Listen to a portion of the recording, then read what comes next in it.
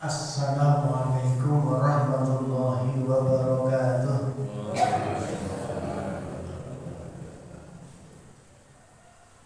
Bapak Ibu jamaah sholat subuh rahimahullah, moga salam taklim wonten ing menika kita pewarani kangge kita majelis kita dengarkan. A'udzu billahi minasyaitonir rajim. Bismillahirrahmanirrahim. Raditu billahi rabban wa bil islami dinan wa bi Muhammadin nabiyyan wa rasulan. Rabbi zidni ilma warzuqni fahma. Amin. Alhamdulillah, alhamdulillahi rabbil alamin. Wa'aqibatul lil muttaqin wa la 'udwana illa 'alal zalimin. Asyhadu an la ilaha illallah wahdahu la syarika lah wa asyhadu anna Muhammadan 'abduhu wa rasuluhu la nabiyya ba'dahu. Allahumma shalli wa sallim wa barik ala Muhammad wa ala alihi wa sahbihi ajma'in. Amma ba'd. Qala Allah ta'ala fi kitabihil karim, a'udzu billahi minasyaitonir rajim. Bismillahirrahmanirrahim. Ya ayyuhalladzina amanu taqullaha wal tanzur nafsum ma qaddamat ligad wattaqullaha innallaha khabirum bima ta'malun. Bapak Ibu, Bapak jamaah salat subuh wonten ing Masjid Jami' Salamah, insyaallah kang sampun rahmati dening Allah Subhanahu wa taala. Monggo sareng-sareng yang menika kita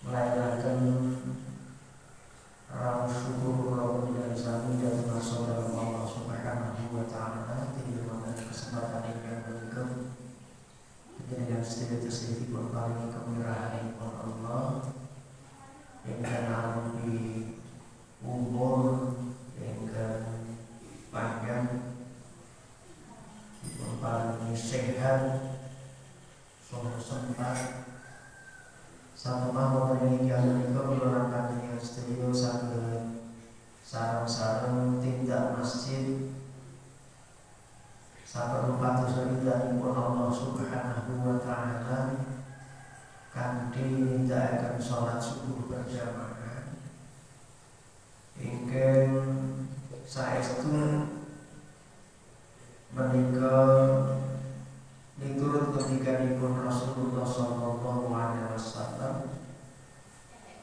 Sasinten tiyang ingkang saged nindakaken salat Isya kanthi berjamaah wonten ing masjid kados dinten sampun nindakaken salat sunah sepalih tadi lan sasinten tiyang ingkang saged nindakaken salat subuh kanthi berjamaah menika kados sampun nindakaken salat sunah setunggal tadi atas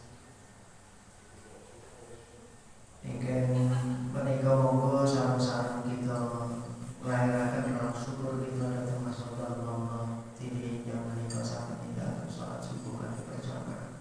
Alhamdulillahirabbil alamin. Puji bangga kepada Allah yang kami mengasyistai Allah.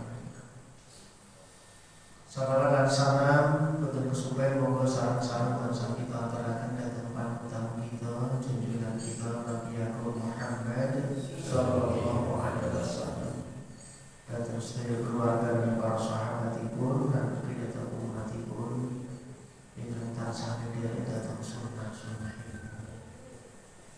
Sehat Bapak Ibu saya yang menika? Mugi kula jenengan sami dipun paringi kesehatan saha kabelas warasan. Sehat badanipun terang mana penggalihipun sehingga kula jenengan sami saged estu paraosaken gesang ingkang sakeca wonten ing alam dunya menika. Ing pangajap ugi kula jenengan sami saged paraosaken gesang ingkang sakeca wonten ing yaumul qiyamah samangke sasampunipun kula jenengan sami dipun timbali dening Allah Subhanahu wa taala. Sowan para nasabane Allah. Ibu bapak ingkang dipun rahmati dening Allah Subhanahu wa taala. Wonten ing inggih menika kula lan panjenengan sedaya monggo sareng-sareng gatosaken setunggal ayat kalih ayat pangandikanipun Allah Subhanahu wa taala. Mugi menika saged dados menapa menika penyemangat saha tuntunan wonten ing sakepeting kita besan. Pilih Allah Subhanahu wa taala menika sampun kepareng paring pitedah tumrap kula panjenengan sami wonten sakepeting gesang menika ingkang badhe nuntun kula panjenengan sami tumuju dhateng kawilujengan gesang dunya tuwin akhirat. Tidak hanya di dunia saja, tetapi akan menghantarkan kita selamat di akhirat. Apa itu? Menapa menika? Ini menika wahyu Al-Qur'anul Karim. Menawi kula jenengan sami gatosaken wonten ing awaling surat Al-Baqarah. Surat Al-Baqarah. Manungsa menika dipun perang dados 3. Manungsa menika dipun perang dados 3. Dipun perang menika dipun bagi. Ada 3 kelompok manusia di dalam kehidupan dunia ini. Yang pertama adalah kelompok orang-orang yang beruntung. Kelompok orang-orang yang beruntung. Siapa itu? Adalah orang-orang yang mau beriman kepada Al-Quran dengan sebenar-benarnya. Iman maksudipun yang baikpun mereka yakin pitados wonten ing sakepeting mana bilih Al-Quran mereka saestu minangka pitedah gesang sehingga dipun kaji, dipun sinau, dipun pahami lan budidaya kados pundi ingkang dipun pahami wonten ing pitedah Allah menika saged dipun amalaken wonten ing gesang patintenan menika. Kita menjadikan Al-Quran menika sebagai pemandu hidup kita. Minangka obor gesang kula panjenengan sami. Menempatkan Al-Quran kita itu secara benar. Kita mengikuti di belakangnya. Maka itu akan menyelamatkan kita. Kelompok yang kedua ini orang-orang yang tidak percaya, ingkar, membelakangi. Kalau saya udah arah percaya itu mesti orang dalam manut ya. Contoh, wong ora percaya karo adanane dina akhirat. Uripe ning alam dunya sak karepe. Sehingga tidak mau memperhatikan.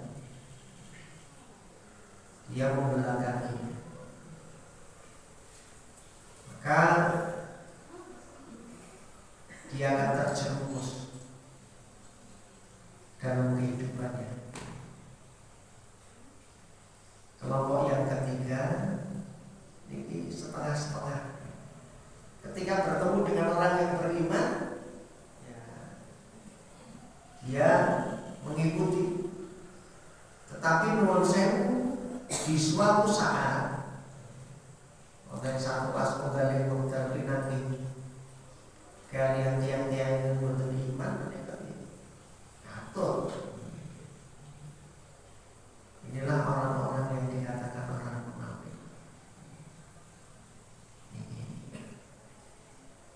Kalau kita kaji di awal surat Al-Baqarah ayat 1 sampai ayat 20 itu nanti akan terlihat 29 dan 20. Nah, kita akan bicara tentang kelompok yang pertama. Mungkin kalau tidak sampai kamu kelompok yang nomor setunggal ini. Amin. Gusti Allah mendikaaken kelompok tiang-tiang ingkang ongkos tunggal menika la raiba fi yang baik pun menika yakin bilih Al-Qur'an menika boten wonten keraguan malih. Minangka menapa? Minangka pitudah besar. Apakah kita sudah menjadikan Al-Qur'an sebagai petunjuk hidup kita atau belum? Kadang-kadang Al-Qur'an itu sekedar diwaca di saat-saat tertentu, di acara-acara tertentu, jauh dari pemahaman yang benar, jauh pengamalannya dengan apa yang dibaca itu. Bahkan Al-Quran itu dibaca untuk orang mati.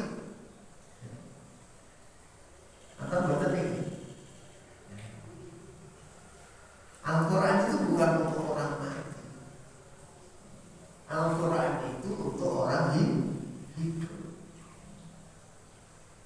Al-Quran itu bukan untuk mati. Tetapi Al-Quran itu bekal untuk mati. Bekal untuk mati. Nek bekal untuk mati niku lek goleki res mati kok sadurunge mati gitu. Sadurunge padha karo awake dhewe nang Jakarta golek sangu. Nek golek sangu ki nek wis tekan Jakarta apa sadurunge tekan Jakarta? Tidak Jakarta. Butuh sangu tapi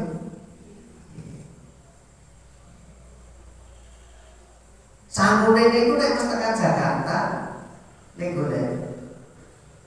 Napa nek sadurunge tekan Jakarta? Sadurunge. Nah, menika nuwun sewu nggih. Al-Qur'an menika ngendikanipun Gusti Allah cetha dipun ngendikaken dening Gusti Allah. Alif Lam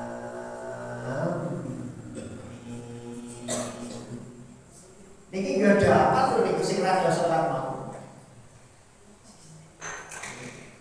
Tundak tanggane kon giliran. Niku biasanya awal surat Al-Baqarah niku diwaca. Nggih mboten? Nggih, niku nek cukup. Lo biyen yo men. Suwe-suwe tak pikir-pikir kok iki sing do tanggane atau salat iki yo Al-Qur'an. Artinya dia membaca Al-Quran jauh dari memahami apa yang dibaca. Pahamnya apa menengah. Maka Allah mengingatkan kepada kita bagaimana kemudian menyikapi Al-Quran. Jangan sampai kita masuk pada kelompok yang kedua dan ketiga. Orang yang tidak beriman, bahkan orang yang imannya itu menurut saya setengah-setengah.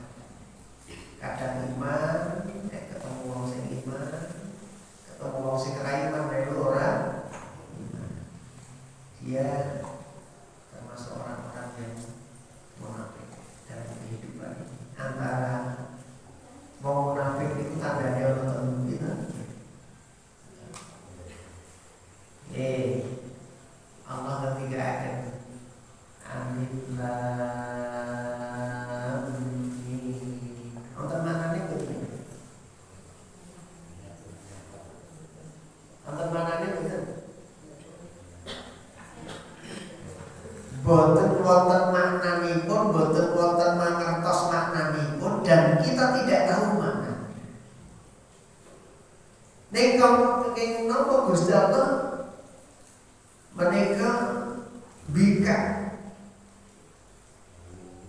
Al-Baqarah menika kanthi huruf pokok, huruf yang terpotong-potong, terdiri dari tiga huruf, huruf alif, huruf lam, huruf mim. Nggih betul.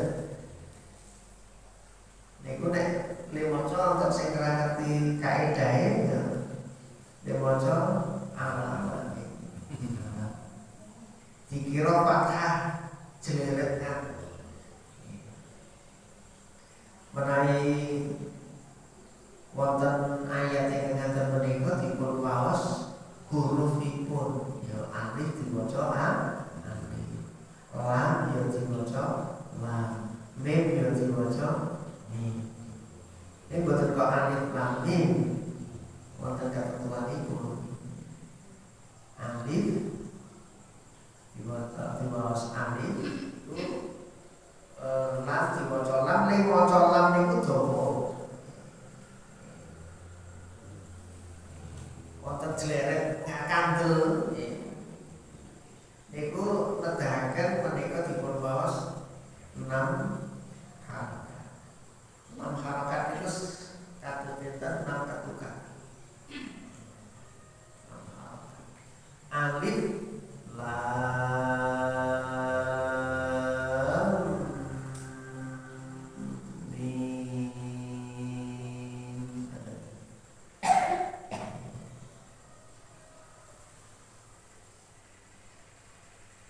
Wonten maksudnya boten niku. Ora memaknani, ora ngerti maknane ning wonten maksud. Di dalam tafsir Al-Manawi diterangkan itu menjadi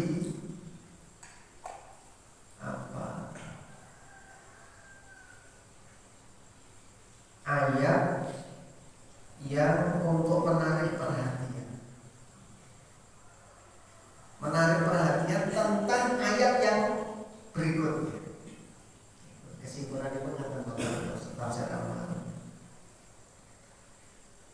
Dados boten namun Allah yang peresa menika huruf muqatta'ah. Namun wonten maksudipun miturut tafsir Al-Manawi diterangkan itu menjadi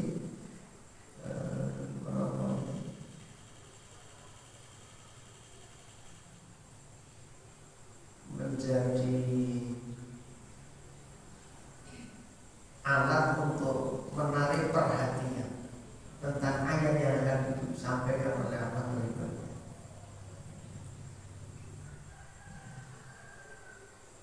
Allah ketika akan dzalikal kitabu la raiba fihi hudan lil muttaqin. Inilah atau itulah kitab la raiba yang tidak ada keraguan fihi di dalamnya, hudan sebagai petunjuk lil muttaqin bagi orang-orang yang bertakwa. Jadi orang yang bertakwa, ciri orang yang bertakwa itu diterangkan oleh Allah, alladzina yu'minuna bil, orang-orang yang beriman kepada yang gaib. Yang gaib itu yang tidak bisa ditangkap oleh panca indera kita. Boten saged dipun menapa menika presani dening panca indra kula panjenengan sami. Ada 5 indera kita.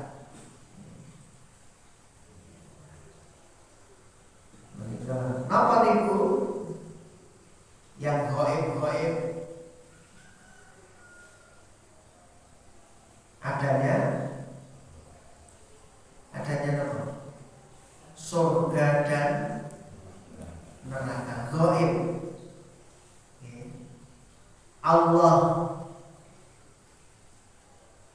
malaikat. Allah gaib betul. Malaikat gaib betul. Kita pernah lihat malaikat?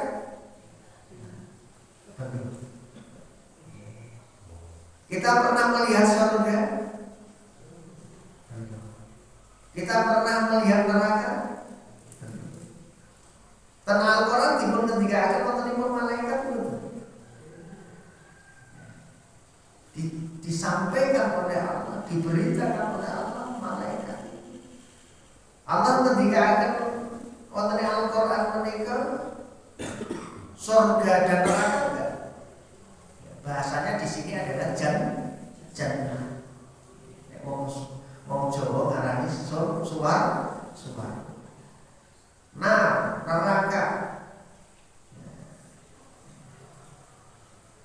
dipun ketiga akan wonten Al-Quran dening Allah Subhanahu wa taala. Maka ciri orang yang bertakwa itu iman kepada yang tidak bisa kita tangkap dengan panca. Maka kita yakini padahal itu ada. Wong awake dhewe sakniki duwe nyawa gak tau ngerti nyamane awake dhewe. Padahal itu ada. Orang yang tidak beriman dengan adanya nyawa kita itu sampai orang-orang Uni Soviet, orang-orang ateis itu membuat satu penelitian kepengen ngerti nyaman ini kaya apa. Orang yang meninggal itu dimasukkan ke dalam pernikahan. Ya orang ngerti nanti mati ya orang ngerti. Ini satu yang ada nyoto mau tengah lambunya kayak gini orang ngerti. Maka ketika kita tidak tahu sesuatu yang gaib itu, yang tahu adalah hanyalah Allah. Maka kita sebagai orang yang bertakwa, sebagai orang yang beriman, adanya yang gaib itu yakin, seyakin.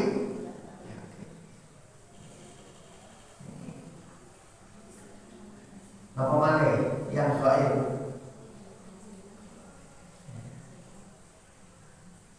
Adanya malaikat, adanya surga, adanya neraka.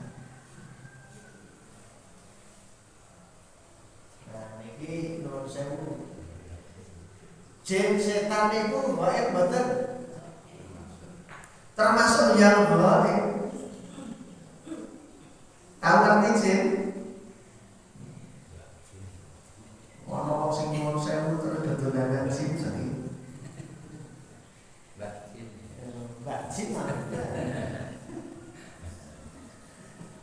Mbak Jin ya Mbak Jin dan Jin. Adanya syaitan, adanya jin itu juga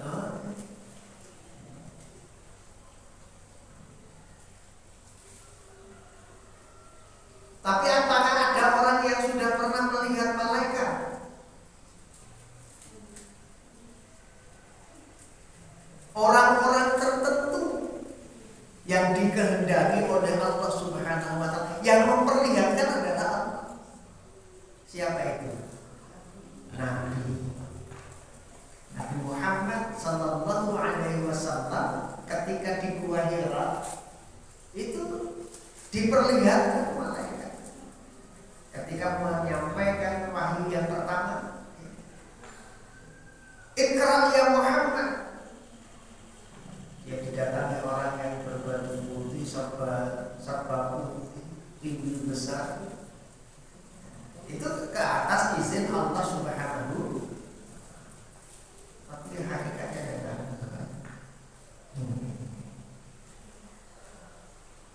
kita terhadap yang gaib itu diberitakan oleh Allah, kita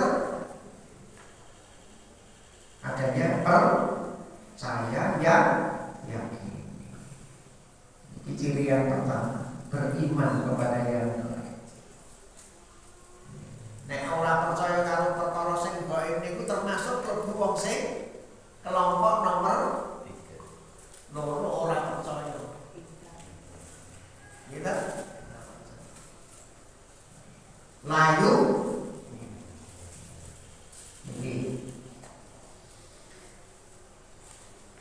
Yang kedua ciri orang yang bertakwa itu adalah wa yuqimunas shalah, menegakkan sholat. Teriki betul memakai kata melaksanakan, tapi menegakkan. Yuqimuna, mendirikan, tegak, mendirikan sholat.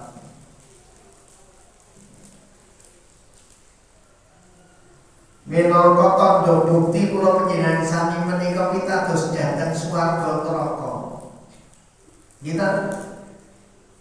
Kita kemudian menegakkan sholat, karena sholat itu adalah pembuka pintu awal ma yuhasabu bihi al-'abdu yaumal qiyamah as-shalah. Yang pertama-tama akan dihisab oleh Allah di hari kiamat nanti adalah sholatnya. Fa in shaluhat saluha sa'iruha. Kalau sholatnya baik maka amal-amal yang lain ikut baik. Ini ada hubungannya. Amal baik kalau sholatnya baik. Sholat yang baik, sholat yang bagaimana? Sholat yang tegak. Sholat yang tegak yang bagaimana? Surat Al-Ankabut ayat 45, surat yang ke-29. Allah ketika utlu ma uhiya ilaika minal kitab wa aqimis shalah. Orang yang sholatnya tegak, yang sholat yang tegak berdampak kepada amal-amal lainnya baik, dijamin amal-amal baik. Jika dia itu ya, di dalam sholat itu senantiasa mensewu, bukan sekedar sholat tok, tetapi ada keterkaitan antara sholat dengan mendalami, mengkaji, memahami petunjuk Allah Subhanahu wa ta'ala. Utlu ma uhiya ilaika. Maka perintah Allah, baca apa yang telah diwahyukan kepadamu. Utlu ma uhiya ilaika minal kitab, dari kitab itu yang dimaksud adalah Al-Qur'an. Wacanan Al-Qur'an lan padha nindakno sholat. Wong sholat disertai dengan memahami Al-Qur'an.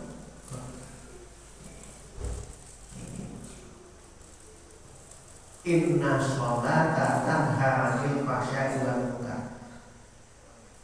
Sesungguhnya sholat yang dikerjakan dengan cara seperti itu bukan kok nuwun sewu awake dhewe, nuwun sewu sholat terus maca Al-Qur'an. Artinya apa? Aktivitas kita. Orang yang sholat itu disertai dengan senantiasa memahami Al-Qur'an. Sholat yang seperti itulah nanti yang kemudian akan berdampak. Nek sholatnya orang berdampak itu, sholatnya dereng tegak, sholatnya perlu diperbaiki. Wong sholat, nek sholat kok nuwun sewu metu saka masjid dhisik dhewe terus nilai sandal sing paling apik. Bab sing elek kon ninggalke. Sing apik kon subuh. Atau ada orang yang sholat ning nuwun sewu, le sholat niku menggo lamis. Atau betul kasus melu sholat ning tujuannya betul sholat, tujuannya apa? Golek-golek, golek-golek. Sing digawa wong sing do sholat. Maka hati-hati, karena orang yang sholat tidak semuanya tujuannya mengalir tidaan, bawa sabu, bawa tas, sholat di satu masjid diamankan. Jangan kemudian merasa aman, masjidnya aman, betul. Karena orang yang sholat itu tidak semuanya ke masjid sholat tujuannya adalah untuk mengagungkan asma Allah, bermunajat kepada Allah. Tentang kasus tadi itu deh, masjid kebangunan sholat sebulannya jibloin, sholat sebulannya jiblot tasik, jamaah di ini sholatnya berarti tidak bermakna. Sholat yang benar-benar tegak itu adalah mampu mempengaruhi sikap perilaku kita. Tanha 'anil fahsya'i wal munkar, senantiasa menjauhkan dari perbuatan keji dan munkar. Nah, keji dan munkar itu tahunya adalah dengan petunjuk Allah, petunjuk Nabi kita. Maka Al-Quran dikasih. Walaupun membaca yang tanpa mengerti maknanya sudah berpahala, itu memotivasi kita,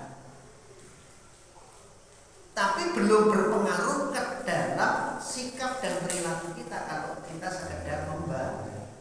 Sudah berpahala. Berapa? 1 huruf 10 kebaikan. Alif lam mim ora ngerti makna 30. Nek cara wong itu. Ya iki monggo. Itu memotivasi kita. Tapi belum menjadi petunjuk kita ketika kita belum memahami. Dalam saya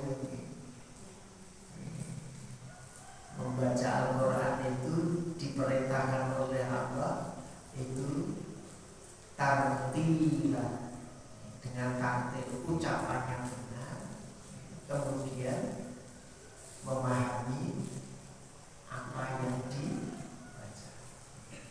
Semoga ini yuqimuna shalah wa mimma razaqnahum yunfiqun, dan mau menafkahkan sebagian harta rezeki yang diberikan Allah kepada kita, mau berinfak.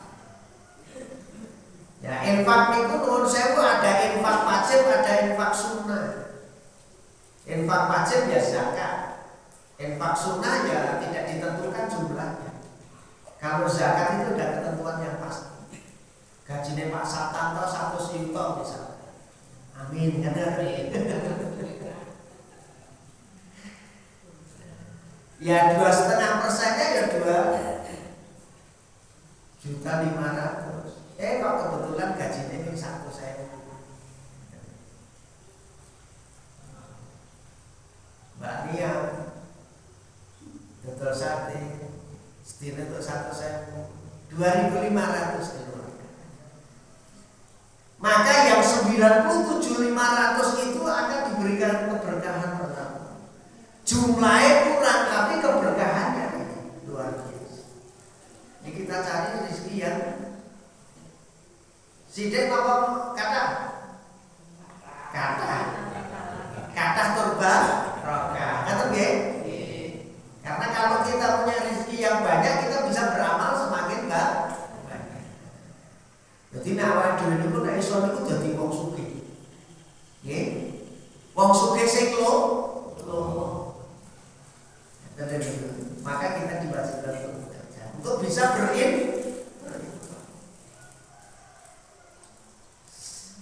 Napa selatan dinten kepeker Ramadan nih. Itu inspirasi bagi kita. Ada 2 tokoh yang mereka itu nuwun sewu, sekarang ini nuwun sewu berjuang untuk memberi. Awake dhewe sekarang berjuang untuk mendapat. Gimana? Dan nyambut gawe berjuang untuk mendapat nggih. Piyambakipun gandeng sukses. Saat ini niku berjuang untuk memberi. Gaweane ning masjid. Melayani ngeten iki. Ya bersihin masjid, ya melayani tamu. Karena sudah berkecukupan. Dia sudah tidak butuh harta lagi.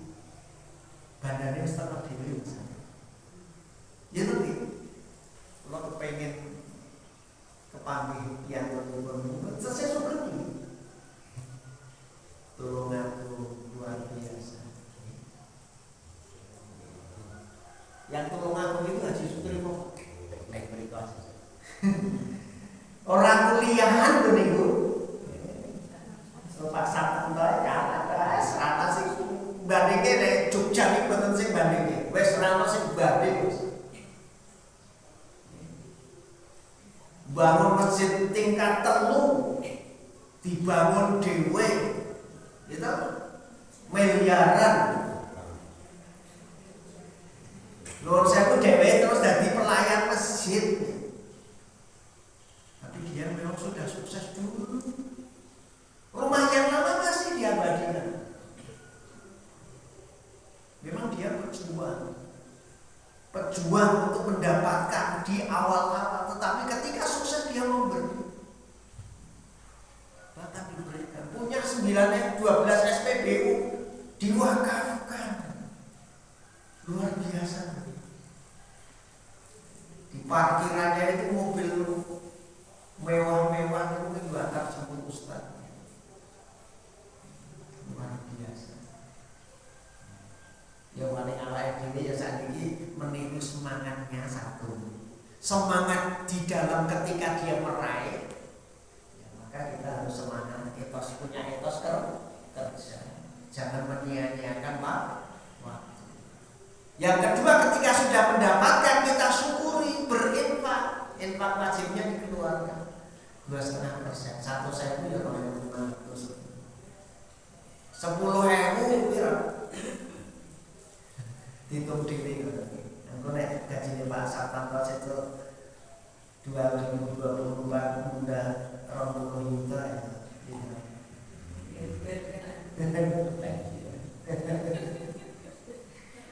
Itu berinfak.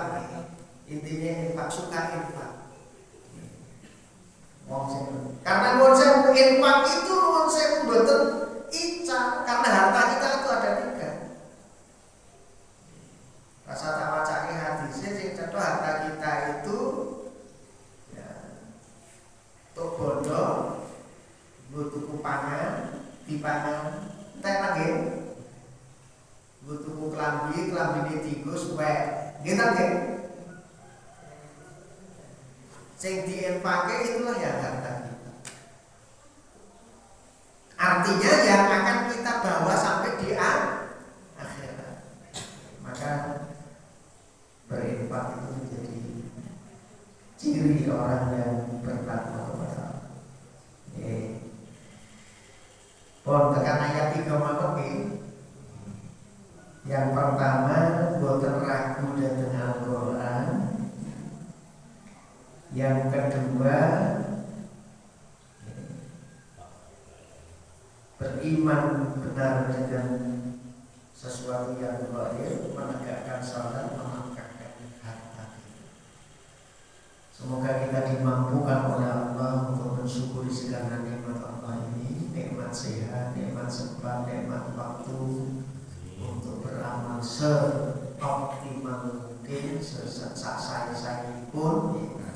Allah bersyukur kepada saya dengan berjaya semua. Ya, kalau kita sekarang itu sedang bingung mencari apa, sebenarnya banyak inspirasi untuk mendapatkan sesuatu. Yang penting gelem nyambut, maka Allah akan memudahkan untuk mendapatkan karunia yang kepada kita. Nek wis ento aja lali lein. Insya Allah harta yang akan kita bawa sebagai bekal kita menghadap Allah adalah yang sudah kita belanjakan di jalan Allah. Menurut saya termasuk untuk menafkahi keluarga itu juga di jalan Allah, karena itu kewajiban. Mobilnya mengatakan, ingkang kita ada yang tiga, mungkin wonten manfaat itu paling boten yang katakan kata badan kula yang bang lumampir kata begini mas dulu ayat-ayat pun Allah seperti bapak seperti pun kaji pun pahami lajeng kita dari catat tuntunan mengenai saat itu kita kesan sama bagi kita juga akan mulai dari kami juga kesan betul-betul. Maka berbeda Bapak Ibu yang bisa kita terangkan kata akhirnya berbulan-bulan mohon terima kasih dan terima kasih Subhanallahumma wa bihamdika asyhadu an la ilaha illa anta astaghfiruka wa atubu ilaik. Alhamdulillahirabbil alamin. Assalamualaikum